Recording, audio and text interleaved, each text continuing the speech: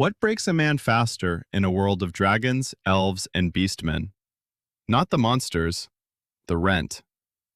Lancelot just pushed a sword style called Mud Sword Fight up to level 3, and after months of hiding behind a guild counter, that finally makes him eligible to register as an adventurer.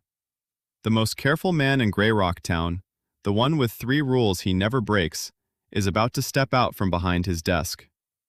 Drop your own survival rule in the comments, and if you want to watch the first rule snap, you know exactly what to tap. Lancelot blew out a long breath and set the sweat-soaked wooden training sword back on the rack like it weighed nothing. His chest heaved hard a few times, but the stamina he'd just burned down to the bone came flooding back in the space of a few breaths. I finally hit the standard to register as an adventurer. One thought, and a pale blue, semi-transparent panel bloomed into place in front of his eyes. The details on his swordsmanship entry popped up right away. Castro Swordsmanship 55-3, Skilled. The standard issue swordsmanship of the Iris Kingdom's 3rd Legion. Everybody just calls it Mud Sword Fight. It comes out of the Border Army's 4th manual, built for one job only, cutting down leather-armored beastmen in muddy trenches. Underneath that plain, unglamorous sword skill sat a few sad little auxiliary skills. Common Language Reading and Writing 55-3, Skilled. Arithmetic 55-4, Mastery. Lance looked at that pathetic skill tree and couldn't help pulling a face. Nothing I could have done about it. These were the bread and butter skills he'd picked up over the past few months, doing nothing more ambitious than surviving at the Adventurers Guild. Several months back, not long after he was dumped into this other world, Lance confirmed the important part, that this place really did have fire-breathing giant dragons, pointy-eared elves, and thick-skulled beastmen who loved violence a little too much. So he laid down 3 ironclad rules on the spot. Never get involved in a commotion, never meddle in other people's business, never go out after dark. Not because he was born a coward, because it was a lesson written in blood, one the body's original owner paid for with his life. This border town was called Grey Rock Town. It sat right beside the resource-rich Copper Creek Forest, with a small underground city maze not far off, which turned it into a paradise for adventurers. The streets ran wide and shops lined them shoulder to shoulder. Any given day you'd see warriors clanking past in heavy plate armor and casters hauling around magic staffs far too big for them. Merchant caravans rolled through non-stop, and the air carried the smell of ale and the crisp little clink of gold coins. All that commercial buzz kept countless people fed. The body's original owner made his living writing letters home for adventurers who couldn't read or write. Those men lived and died by the sword, and they always had something they wanted to send back, to family, to a lover waiting somewhere. The original owner's father was a veteran, dead now, and that connection got him a solid discount on postage through the Veterans Guild. He pocketed the difference. But crime always festers in the shadow of prosperity. One dark, windy night, the original owner stayed out just a little too late, greedy for 1 extra rush fee. So a wandering thief spotted him, and that was it. 1/done. And that's how the Lance standing here today came to be. What a pitiful way to go, honestly. In his old life, Lance was a 9-to-5 office drone who wrote game reviews on the side. That day, he was hammering away at his keyboard, banging out a review for some game that had just dropped. How was he supposed to know his PC case would short out? Everything went black. Next thing he knew, he'd been dumped in another world. The part that still makes his toes curl with pure secondhand shame? The game page still sitting open on his monitor. Never got the chance to close it. Months have gone by since he landed here, and he still can't shake it. Just picturing what his family will see once they get that computer repaired makes Lance want to dig a hole somewhere in this other world and climb inside. Well, I'm here now. Might as well make it work. He'd taken notes on how the original Lance died, so he dropped the letter-writing gig immediately. No more wandering the streets for him. He fished out a little pouch of silver coins the original owner had stashed in a gap between the floorboards, the one thing the thief had missed. Then he ditched the rented place he'd been living in and found somewhere safer, closer to the busy part of town. He also shamelessly reached out to a handful of his father's old comrades in arms. A few favors pulled, a few palms greased, and he landed himself a steady job as a copyist at the Adventurers Guild. The work was mind-numbing, but its biggest selling point? Safety. All he had to do was tuck himself behind a thick counter and copy out newly posted quests or log changes to adventurer party registrations. He didn't even have to deal with the crude adventurers and their bottomless supply of filthy jokes the way the receptionist did. Dull, sure, but the money came in like clockwork, 50 copper coins a day, every day. For some context, at the Wild Boar and Rose, the tavern right next door to the guild, a proper dinner, big slab of roasted meat, tall foaming mug of ale, ran you 8 copper coins. You had to admit it, anything even loosely connected to adventurers printed money. Being a copyist meant Lance saw every fresh quest and every juicy rumor before almost anyone else. It was a sensitive seat to sit in, and plenty of information brokers with bad intentions came sniffing around, trying to pry things loose from him. But Lance lived by one rule and one rule only: survival above all. His mouth stayed shut like it had been stitched together, and he kept his head down so far he was basically furniture, which, funnily enough, made everyone love him. Colleagues, adventurers, all of them said the same thing. That kid's solid, grounded, dependable. And so the days rolled by, flat and still as a pond. Every day, Lance sat at his counter and listened to the adventurers brag on the other side of it. One day it's a party striking secret silver ore on the 3rd floor of the underground city, rich overnight, packing up for a Gulf city to buy themselves a brand new base. The next, it's some lucky idiot who rescues a lone elf ranger out on an expedition and walks away with a reward and a girlfriend. Lance heard it all and felt absolutely nothing. If anything, it was kind of funny to him.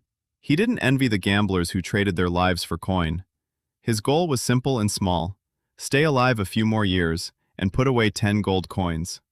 After that, he'd ride out with Greyrock Town's biggest merchant caravan, all the way to Ostrara, the richest trade capital on the East Coast. Word was that in the high-class lounges there, you could find fox maids with fluffy fox ears. There were forest elves, famous across the whole continent for their beauty. There were succubus sisters, with heart-tipped tails and eyes that smoldered. There was even a siren songstress, with long azure hair, a voice that could smooth out every wrinkle in your soul. And if luck was really on his side, he might even run into one of those proud, fiery, dragon-blooded maidens. Lance's wish was a small one: find an alien girl, the kind that had only ever lived in his daydreams back in his old life, open a little business, and coast through this life in peace and quiet. But right when he was sure that quiet life would stretch on forever, fate leaned in and played a very ugly joke on him. Maybe his golden finger just needed a month to sync up with the laws of this world, because on the 1-month anniversary of his transmigration, that attribute panel, the one he knew well enough to despair over, snapped into place across his retina, arriving with the crackle and pop of live electricity. This is from the game that electrocuted me and dumped me here. Name: Lance Lott. Profession: none. Power: 4. Agility: 5. Constitution: 4. Spirit: 7. Perception: 6. Utterly forgettable numbers, a flawless match for what he was now: an ordinary clerk.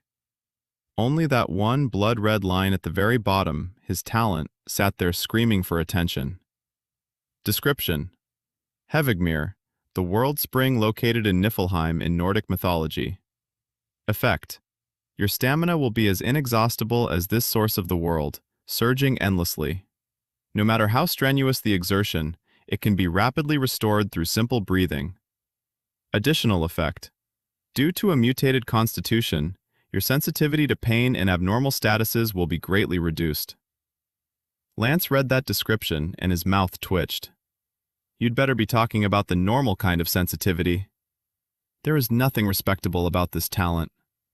This was built from the ground up so the game's protagonist could go on a rampage. A one-of-a-kind constitution. Lance. In the common tongue, the name meant a long, sharp spear. It was his late father's greatest blessing on him, a hope that his son would live up to it and carve out a future in this fucked-up world. But, staring at the jaw-dropping talent panel floating in front of him, Lance slid straight into some serious self-doubt. So God never meant for me to be a hero? I was supposed to grow up into the legendary Ghost King instead? In this world, talents weren't some private thing Lance alone had. Beyond the talents handed out by professions and the ones carried in special bloodlines, there was a third kind, rarer than both, the personal talent. One per lifetime at most, and only if you awakened it at all.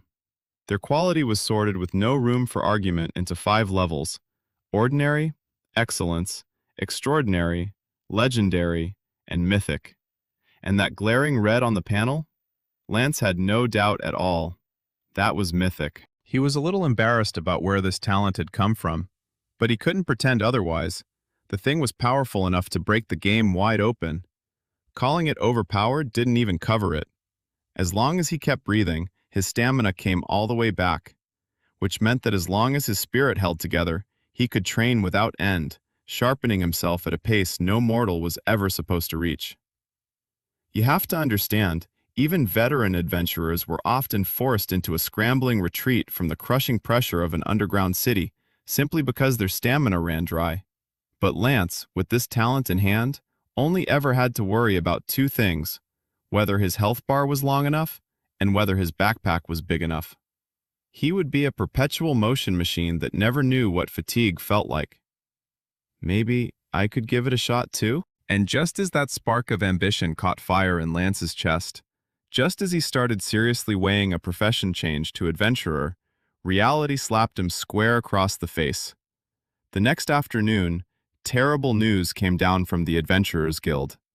The underground city outside of town had suffered a magic power rampage with no warning at all, and hundreds of adventurers exploring inside had died there. The disaster didn't just swallow hundreds of vibrant lives. It went straight for the economic lifeblood of Grey Rock Town. With that big spending crowd of adventurers suddenly gone, the town's service industry dropped into a brutal winter overnight. The most immediate consequence for Lance? His daily food expenses went up by 2 copper coins. Worse than that, his workload exploded. As a copyist, he was working overtime to process hundreds of death notices, and in the gaps between all that mechanical copying, letters kept arriving, mailed from faraway places. Except the people they were addressed to would never get the chance to open them. While sorting through the effects of the dead, Lance came across a name he knew. A young adventurer, one he'd served back in the days when he ran a side business writing letters for people. When nobody was watching, Lance quietly opened the reply that would never be claimed. The paper was coarse, the handwriting crooked and clumsy. Inside, an old farmer rambled on, bursting with pride that his son had become an adventurer, promising him that everything back home was fine. The letter mentioned his younger brother, who kept leaning against the windowsill asking when his big brother was coming back. He wanted to know if Grey Rock Town really had those airships with the giant gas bags and propellers, and whether they could truly fly above the clouds. At the end of the letter came his mother's slightly clumsy reminder. She said that every silver coin her son had sent home over the years, the family hadn't dared to spend a single one. They'd saved them all. If you get tired out there, just come home. The money they'd put away was more than enough for him to marry a pretty wife. Every single line was soaped through with his parents' thick, aching longing for the son so far from home. As Lance read, his vision blurred. He couldn't get any further. And right there, in that moment, the dream of adventure that had only just started to burn was snuffed out completely by a letter from home. Maybe the only thing that red talent really changed was his retirement plans. He'd originally pictured marrying a fox girl with fox ears, or a delicate, fragile elf. Now he was also entertaining a high-demand succubus, or a physically robust dragon-blooded maiden with astounding stamina. That was all. Life in Grey Rock Town flowed on, carrying its sorrow with it. The rampaging underground city eventually settled down, and Grey Rock Town crawled its way back to its old prosperity. New adventurers poured in to fill the empty space, and it seemed like nobody remembered the dead anymore. With one exception. Lance quietly pulled out more than half of the salary he'd saved that month and tucked it into the envelope with the man's death notice. Ordinary low-ranking adventurers got no death benefits. That privilege belonged to those who'd made it to professional. It was a small thing, an insignificant bit of help, the only kind Lance could offer a family he would never meet. Once it was done, Lance slapped his own right hand hard with his left. Ugh, you and your useless sympathy. The money he'd just thrown away meant one thing. His dream of reaching Austrara had to wait a little longer. For the next 3 months, life settled back into quiet. Leaning on his handsome, harmless-looking face, Lance worked his way into the little social circle of the guild's receptionist, Nia. Nia had long, smooth brown hair, a tall figure, and the unofficial title of the guild's beauty. Through her, Lance met 2 other girls, and the 2 of them couldn't have been more different. One was Amber, the tavern's poster girl. Dazzling golden-red short hair, a bust you physically could not look away from, and a personality as spicy as it was blunt. The other was Flora from the town's potion shop. She wore her hair in braids, kept quiet, and spoke in a soft, gentle voice. The 4 of them got together whenever they had free time to play a game called Three Dragon Card, with rules close to the poker Lance remembered from his previous life. To claw back the money he'd given away, Lance turned brutally stingy about food and drink, usually buying the hardest, cheapest black bread just to shut his stomach up. Flora noticed. She started slipping him honey-glazed croissants on the sly, blushing as she insisted she'd been practicing her baking. It had gone badly that day, and she simply had to hand them off for him to deal with. And whenever he showed up at the tavern, the busty Amber would drop a big glass of warm milk onto his cheap meal set. Then she'd tease him in front of the whole room, saying a little boy needed plenty of milk to grow up big and strong. And every time the adventurers in the tavern roared with laughter at that, Amber would grab a huge wooden mug, slam it down on the table, and chew out that pack of rough men like a mother bear guarding her cub. Bit by bit, Lance built himself a reputation in Grey Rock Town, along with a nickname that left him somewhere between laughing and crying. That pretty boy copyist. Lance couldn't have cared less. He happily counted his growing stack of copper coins every day, played cards with the girls now and then, and mooched some good food off them while he was at it. Nia would also dig up side jobs for him sometimes, writing letters home for people who couldn't, so he could pocket a little extra. Watching his savings creep upward, it felt like his dream had moved one more step closer. Aretia, though, this world's goddess of talent, courage, and adventure, clearly had no plans to let him off that easy. Another month passed. Then, late one night, that erratic, short-circuiting panel popped up again, with no warning at all. By all logic, a personal talent should be one of a kind. But maybe it was Lance's soul, the soul of a transmigrator, something special.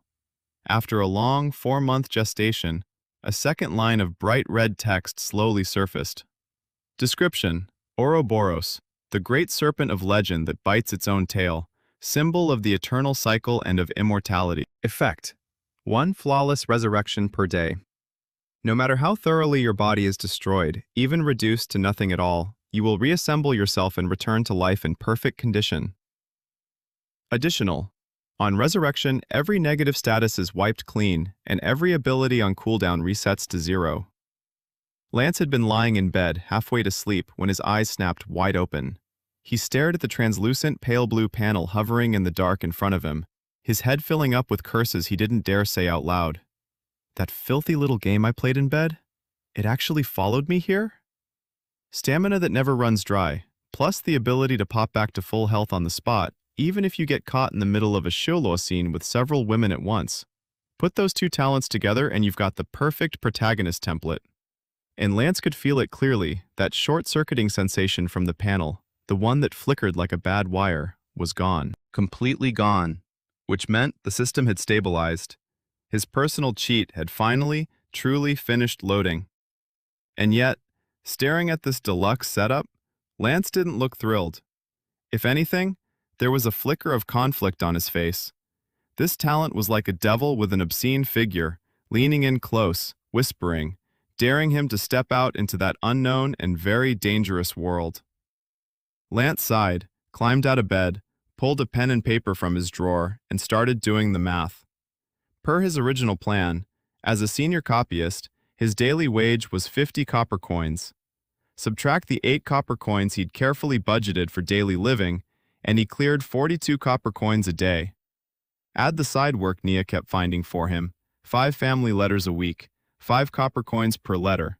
At that pace, he'd only have to grind it out for another 6 years to scrape together the enormous sum of 10 gold coins he needed to reach Austrara. He'd be 24 by then, and in that city, the the richest commercial hub on the whole continent, he was confident he could make a name for himself fast, with a mind centuries ahead of everyone else's. Then marry a sweet, gentle young lady from an alien race. But that was the ordinary man's road. And what if I switched professions? What if I became an adventurer? Even the bottom-rung adventurers only had to kill 8 goblins a day. Going rate, 1 goblin ear trades for 20 copper coins. Take a subjugation quest, hand in 10 sets at once, and the guild throws in an extra 1 silver coin on top. Food, daily weapon upkeep, other supplies, call it 40 copper coins in expenses, which meant a little over 2 years to bank 10 gold coins, and that was just the output of an ordinary adventurer. Lance's eyes drifted to the red entry. 8 kills would leave a normal man wrecked. And me? 30 a day? 50? As long as my spirit holds out, 100 wouldn't be hard. Lance shook his head hard, trying to shake that unhinged thought loose. A man shouldn't get too greedy. Even if I play it safe? Even if I cap it at 18 a day? That's still 1 year to hit the first big goal of my life. And I'd have only just turned 19. 5 extra years of his youth. That was an offer Lance simply could not turn down. System, this is all your fault. Lance buried his face in his hands and let out a long, heavy sigh. The hardest thing in life is stepping out of your comfort zone. He griped about it, sure, but Lance didn't waste a single second acting on it. The very next morning, he handed a leave request to his direct supervisor, Grayson. The Adventurers Guild was an enormous machine. Lance's document recording team sat inside the administrative department, and he was far from the only copyist on the payroll. Grayson was an old hand himself. Out of respect for Lance's late father, and because copyists were owed vacation days anyway, days the workaholic Lance had never once touched, he signed off on the leave without blinking. He'd chosen this road. Now he had to play by its rules. And there was one rule you couldn't get around to register as an adventurer. You had to hold a combat skill at the skilled level, which left Lance one option: the Veterans Guild. As they say, money makes the world go round. A little cash spread around, and he finally unearthed a permanently drunk, long-retired veteran tucked away in a corner of the guild. This shabby-looking middle-aged man turned out to be an elite survivor of the legendary Bloody Iris campaign, and his Castro swordsmanship had climbed all the way to the realm of a master. The Veterans Guild was crawling with hidden masters. You never knew which old man dozing in the sun against a wall used to be a retired professional. Out of respect for Lance's late father, the man cut him a steep discount, 30 silver coins, that was it. But watching his purse, 45 silver coins clawed together over 3 brutal months, deflate on the spot, made Lance's heart ache so badly it felt like it was twitching in his chest. Instructor, handled. Now he needed somewhere to train. Through Nia's connections, Lance quietly tracked down a young lady in the logistics department and locked in the rights to one of the guild's private training rooms. It came loaded with conditions, though. 3 hours a day, after sunset only, plus a 10 copper coin wear and tear fee for every hour. And that was already the at-cost rate for internal staff. Praise be to Nia. Lance made the sign of the cross in his heart, silently. The guild did have a free training ground, wide open to anyone. He wouldn't touch it. Lance had survival instincts sharpened to a razor's edge, and he knew the old saying too well. The tallest tree in the forest is the first one the wind knocks down. If somebody caught him swinging a sword for hours straight without so much as a bead of sweat, he'd be scooped up by the next morning and hauled into some basement for research by an eager young sorceress from a magic system profession. No reason at all to invite that kind of attention. So for the next half-month, Lance threw himself into a training regimen straight out of hell. Every day, the moment work ended, he dove into that sealed-off private training room. Put an ordinary person through swordsmanship drills at that intensity, and they'd be wrecked inside an hour, tops. In a genuine fight to the death, their stamina would be gone in minutes. Lance, though, was a complete anomaly. Thanks to his talent's effect, every time his stamina bottomed out, all he had to do was stop and pull in a few deep breaths, and the drained energy came rushing back like an incoming tide. And here was the pleasant surprise. The line in his talent's description about reduced sensitivity to abnormal statuses worked on mental fatigue too, which meant his mental resilience was through the roof, keeping perfect pace with how fast his body bounced back. which also meant the logistics department had recently found itself scratching its collective head, wondering why the wooden swords and training dummies in that one particular room were suddenly falling apart at record speed. Word even started going around that some professional was running secret sessions in there every single night, long after everyone else had gone home. And it wasn't just the gear taking a beating, his appetite exploded too. Lucky for him, the tavern where Amber worked sat right next door to the guild. Every day the second training ended, Lance would haul his starving carcass straight over. The way he ate, like a famished ghost given one last shot at a hot meal, didn't scare Amber one bit. What did scare somebody was the bill. Lance's wallet trembled every time. Thankfully, Amber was a kind-hearted girl. She'd always set down a plate of meat stacked up like a little mountain, then shrug it off like it was nothing. Leftovers from the evening, she'd say, headed for the trash anyway. She'd been planning to toss them to the stray dogs out in the back alley, but hey, he was sitting right there, so why not? Praise be to Amber, Lance mumbled his thanks somewhere around a mouthful of gorgeous roasted meat.